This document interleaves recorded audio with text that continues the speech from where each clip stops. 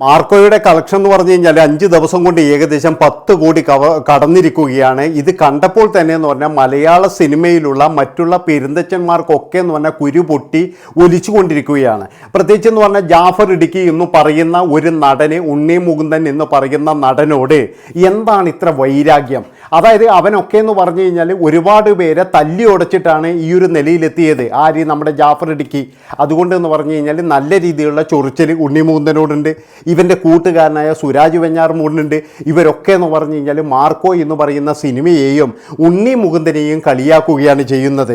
ഇവരൊക്കെ വിചാരിക്കുന്നത് എന്താണെന്ന് വെച്ച് കഴിഞ്ഞാൽ ഉണ്ണി മുകുന്ദനെ കളിയാക്കി കഴിഞ്ഞാൽ ഒരുപാട് പേര് ഞങ്ങളുടെ കൂടെ നിൽക്കും, ഞങ്ങളുടെ കൂടെ സഹായത്തിലുള്ള ഒരുപാട് പേരുണ്ടാകും, ഇതങ്ങ് ഹിറ്റാകും എന്നൊക്കെയാണ് ഇവരൊക്കെ കരുതിയത്.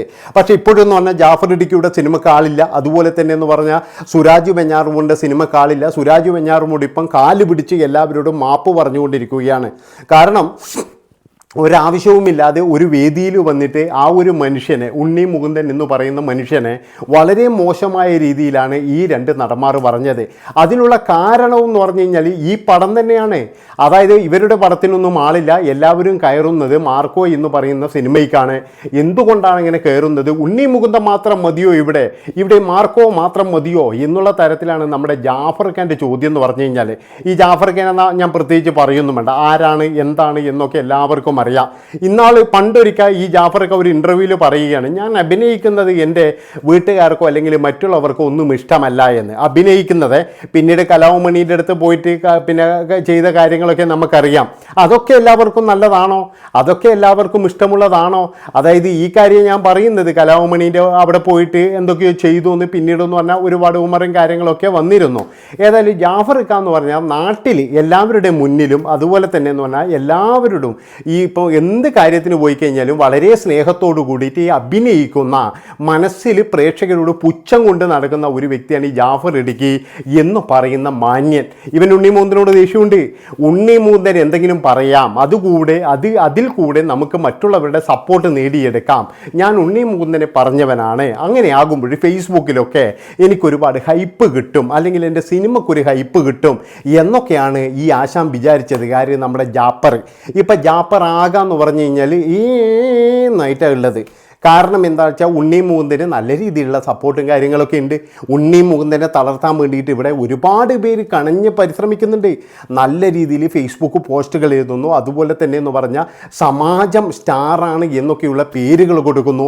പിന്നെ എന്ന് പറഞ്ഞാൽ നിങ്ങൾക്കറിയാലോ, കളിയാക്കലുകൾ എന്ന് പറഞ്ഞാൽ നല്ല രീതിയിൽ കളിയാക്കലുണ്ട്. പക്ഷേ അപ്പോഴൊക്കെ എന്ന് പറഞ്ഞാൽ ഉണ്ണി മുകുന്ദൻ എന്ന് പറയുന്ന നടൻ്റെ കൂടെ ഇവിടെയുള്ള പ്രേക്ഷക സമൂഹങ്ങളുണ്ട് എന്നുള്ളതാണ്. ജാതിയില്ല, മതമില്ല, രാഷ്ട്രീയമില്ല. ഉണ്ണി മുകുന്ദൻ ഒരു പ്രത്യേക രാഷ്ട്രീയത്തിലേക്ക് വരെ കൊണ്ടെത്തിക്കാൻ വരെ ചില ആൾക്കാർ ശ്രമിച്ചിരുന്നു.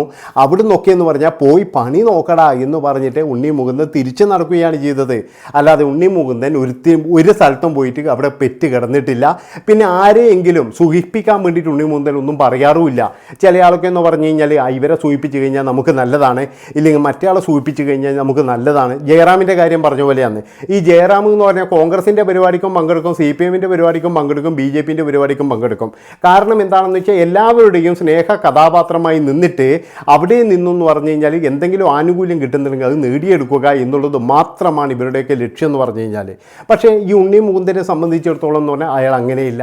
അയാളെന്ന് പറഞ്ഞാൽ വളരെ പക്വതയോട് കൂടിയിട്ട് ഒരാളോട് പോലും തൻ്റെ നിലപാട്, എല്ലാ കാലത്തും തൻ്റെ നിലപാടുണ്ട്.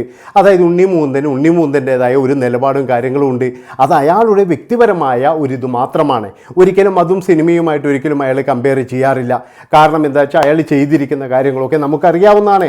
ഈ മേപ്പടിയാൻ എന്ന് പറയുന്ന സിനിമ മുതൽ അയാളെ തകർക്കാൻ വേണ്ടിയിട്ട് ഒരുപാട് ആൾക്കാർ ഇവിടെ മുന്നോട്ട് വന്നുകൊണ്ടിരുന്നു. പക്ഷെ ഒരു കാരണവശാലും അയാൾ തകരില്ല. അയാളുടെ സിനിമ നിർമ്മിക്കാൻ വേണ്ടി ആളില്ലാത്ത സമയത്ത് എന്ന് പറഞ്ഞാൽ അയാൾ തന്നെ സ്വന്തമായ സിനിമ നിർമ്മിച്ചു. അത് കോടികൾ വാരിയപ്പോഴും എല്ലാ നിർമ്മാതാക്കളും ഇയാളുടെ പുറകെയായി എന്നുള്ളതാണ്. ഇപ്പോഴെന്ന് പറഞ്ഞാൽ അങ്ങനെ തന്നെയാണ്. ഉണ്ണി മുകുന്ദൻ ആരും നിർമ്മാതാക്കൾ ഇല്ലെങ്കിൽ അയാൾ തന്നെ നിർമ്മിക്കും. ശരി, ഷെഫീഖിൻ്റെ സന്തോഷം എന്ന് പറയുന്ന സിനിമ നല്ല രീതിയിൽ പൈസ വാരിയ സിനിമയാണ്. അത് നിർമ്മിക്കാൻ ആളില്ല. ആളില്ലാത്തതുകൊണ്ട് ഉണ്ണി മുകുന്ദൻ തന്നെ നിർമ്മിക്കുകയാണ് ചെയ്തത്.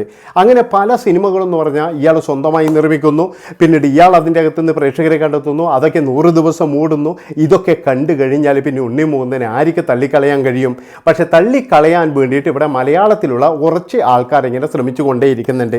അതെന്ന് പറയുന്നത് ഇപ്പോൾ എന്ന് പറഞ്ഞ് നമ്മുടെ പിന്നെ സുരാജ് വെഞ്ഞാറമൂടിൻ്റെ ഒരു പ്രസ്താവന, സുരാജ് വെഞ്ഞാറമൂടിൻ്റെ പ്രസ്താവന എന്ന് പറഞ്ഞാൽ ഒരു സംഭവം മനസ്സിലിട്ടാണ്. ലാലേട്ടൻ്റെ സിനിമ വരുന്നുണ്ട്, എൻ്റെ സിനിമയുണ്ട്, ജാഫർ ഖാൻ്റെ സിനിമയുണ്ട്, ഇങ്ങനെയുള്ള ഒരുപാട് ആൾക്കാരുടെ സിനിമയുണ്ട്. അതിൻ്റെ ഇടയിൽ ഈ കൊല്ലലും മറ്റേ വലിച്ചു കയറലൊന്നുമില്ല എന്നൊക്കെ പറഞ്ഞിട്ട് ഒരാക്കിയത് ലാലേട്ടൻ്റെ കുറച്ച് പ്രീതി സമ്പാദിക്കുക എന്നുള്ള ലക്ഷ്യത്തിന് വേണ്ടിയിട്ടാണ്. അല്ലാതെ സുരാജ് വെഞ്ഞാറമൂടൊന്നും വേറെ ഒന്നിനുമല്ല. സുരാജ് വെഞ്ഞാറമൂടിനെ ഞാൻ ഈ ജാഫർ ഖാനെ പറഞ്ഞ പോലെയാണ്, ഒരാൾക്ക് പോലും ഒരു സഹായമോ ഒരു 10 പൈസ ചെയ്യത്തില്ല.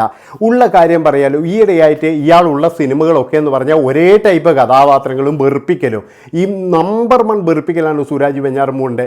ഞാൻ കുറച്ച് ദിവസം മുമ്പ് OTT എന്നൊരു സിനിമ കണ്ടിരുന്നു, ഈ മതനോത്സവം എന്ന കാര്യം പറഞ്ഞിട്ട്.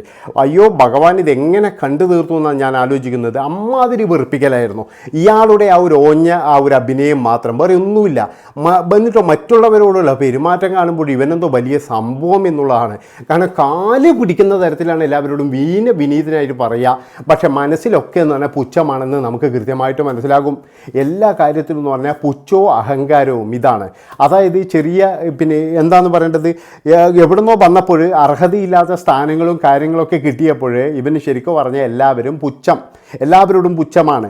അതായത് എന്നേക്കാളും മുകളിൽ ആരും വരണ്ട, എന്നേക്കാൾ മുകളിൽ വന്നു കഴിഞ്ഞാൽ എൻ്റെ സ്ഥാനം നഷ്ടപ്പെടുമോ എന്നുള്ളൊരു ഭയം.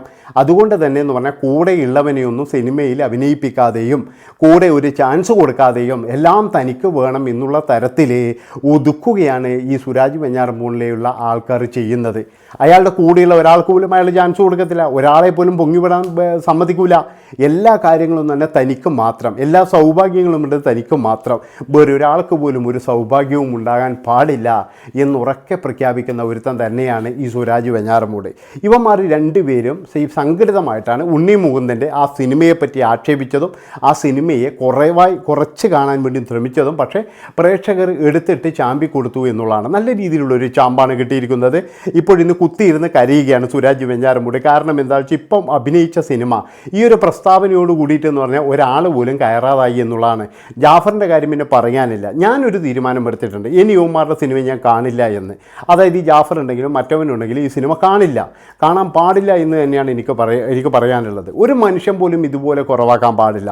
കുറച്ച് നാൾ മുമ്പ് നമുക്ക് എല്ലാവർക്കും അറിയാം ഇതുപോലെയുള്ള പ്രശ്നങ്ങളൊക്കെ ഉണ്ടായിരുന്നു. അതായത് എൻ്റെ സിനിമേൻ്റെ പേര് പറഞ്ഞിട്ടില്ല, എൻ്റെ സിനിമ മനഃപൂർവ്വം ഒഴിവാക്കി എന്നൊക്കെ പറഞ്ഞിട്ട് ചില നടന്മാരുടെ ഒരു പ്രശ്നങ്ങളൊക്കെ ഉണ്ടായിരുന്നു. മനസ്സിലാക്കണം നിങ്ങൾ, ആ ഒരു അതിലൊന്നും നമ്മൾ ഇടപെടുന്നില്ല. കാരണം വെച്ചാൽ അതൊക്കെ സിനിമാക്കാരുടെ കാര്യം മാത്രമാണ്. പക്ഷെ ഒരു സിനിമയെ ഇങ്ങനെ മറ്റൊരു സഹപ്രവർത്തകൻ്റെ, അതായത് സ്വന്തം എന്താണ് പറയേണ്ടത് വെച്ചാൽ അത്രയും അടുപ്പമുള്ള ഒരാൾ, ഈ സുരാജ് വെഞ്ഞാറമൂട് എന്ന് പറഞ്ഞാൽ ഈ അദേനിയുടെ മറ്റു സിനിമകളിൽ അഭിനയിച്ചിട്ടുണ്ട്. എന്നിട്ടും സുരാജ് വെഞ്ഞാറമൂട് യാതൊരു ബുദ്ധിയുമില്ലാതെ ഇങ്ങനെ പറഞ്ഞിട്ടുണ്ടെങ്കിൽ അവന് ഉണ്ണി മുകുന്ദൻ എന്ന് പറയുന്ന ഒരു താരത്തോടുള്ള അസൂയ തന്നെയാണ്, യാതൊരു സംശയവുമില്ല. നല്ല രീതിയിലുള്ള അസൂയവന്മാർക്കുണ്ട് എന്നുള്ളതാണ്. അപ്പോൾ ഇത്രയും പറഞ്ഞുകൊണ്ട് ഈ ഒരു വീഡിയോ ഇവിടെ വെച്ച് വൈൻഡപ്പ് ചെയ്യാണ്. ഇഷ്ടപ്പെട്ട് കഴിഞ്ഞാൽ എല്ലാവരും ചാനൽ സബ്സ്ക്രൈബ് ചെയ്ത് കൂടെ കൂടിക്കോ. നന്ദി, നമസ്കാരം.